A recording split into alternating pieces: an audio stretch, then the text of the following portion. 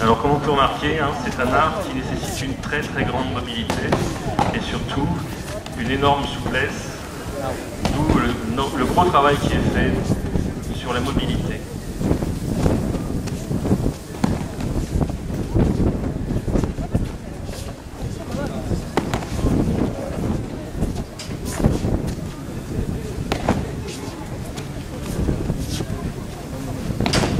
Alors contrairement à ce qu'on peut penser, la chute n'est pas complaisante, c'est avant tout pour se protéger. Si on ne se chute pas, eh bien on se blesse.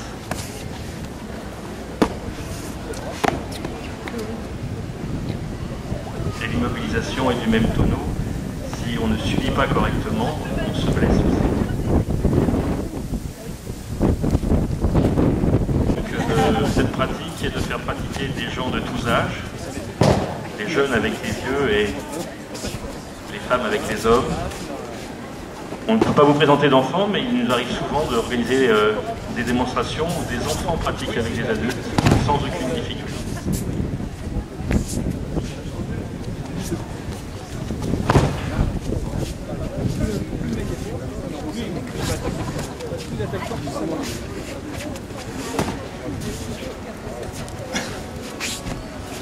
Alors, comme vous pouvez le remarquer, il y a énormément de gestes qui sont basés sur des coupes.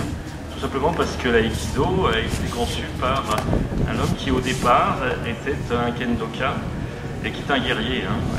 En fait, au départ, on a des armes au bout de la main et au fur et à mesure, ayant évolué, Morihei Ueshiba a décidé de se débarrasser de ses armes pour entrer dans une logique de non-violence. Et donc, on est passé d'un art de combat au départ.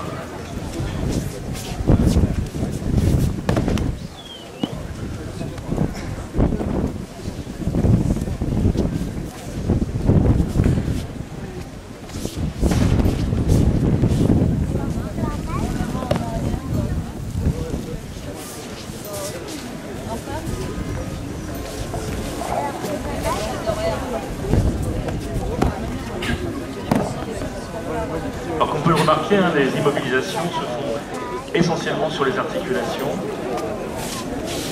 prise au poignet, contrôle du cou et portée sur le coude. D'où la nécessité pour celui qui fait la technique comme pour celui qui l'a subi d'être en complicité au bout d'un moment. Au bout d'un moment, si on n'a pas compris que la technique est finie et que c'est pas la peine de résister, on se met en danger. Alors c'est aux deux de savoir jusqu'où il faut aller. Alors, il y a un rapport extrêmement fort à ce niveau-là. On n'est plus dans l'affrontement, on est dans la complicité. Au départ, l'affrontement, et à partir de maintenant, là, ici, on est dans la protection de l'un comme de l'autre, aussi bien celui qui fait la technique que celui qui la suit.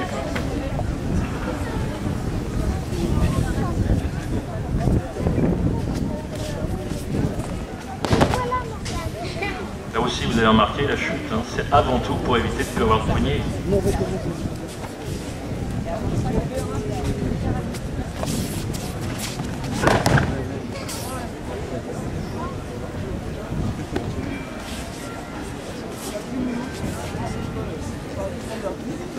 Allez!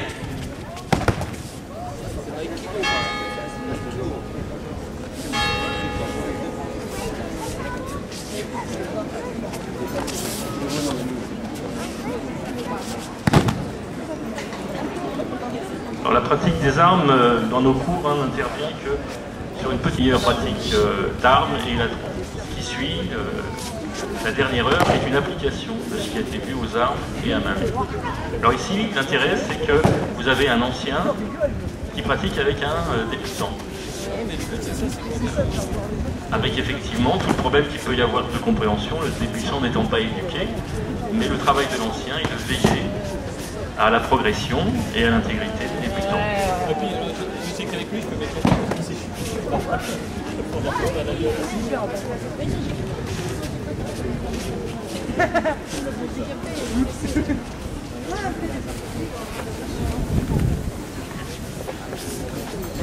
Alors débutants de tous âges, Jean-Claude débute, Jean-Luc débute, mais on voit qu'il n'est pas tout jeune, pas de problème, on l'a pris.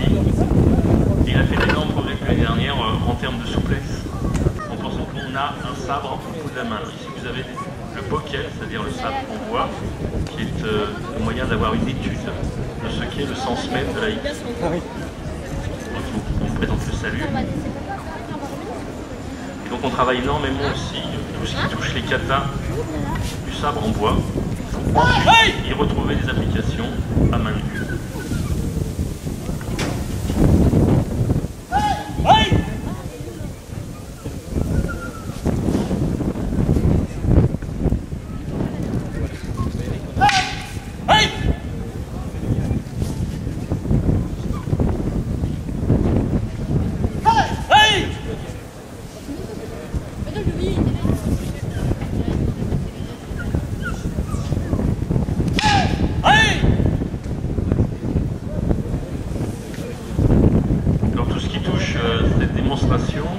Travaille sur le sens qu'on appelle l'irimi, c'est-à-dire l'entrée et la capacité à prendre la ligne de force de l'adversaire.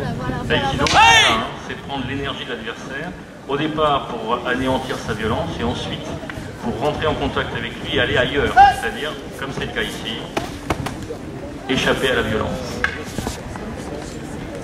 Donc il ne s'agit pas vraiment d'un art de défense, c'est un art qui vise à faire rencontrer des gens qui au départ sont dans le conflit pour les faire aborder autre chose. Donc il y a un état d'esprit. Donc cet art est aussi éducatif, c'est pour ça que les enfants nous viennent bien souvent et qu'on essaye de leur faire comprendre tout ça.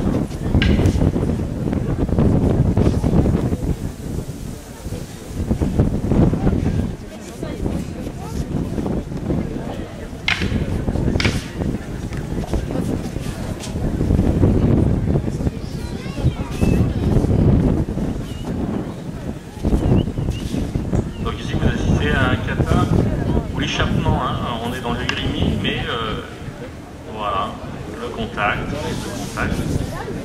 Lorsqu'on comprend que le contact ne va pas aller plus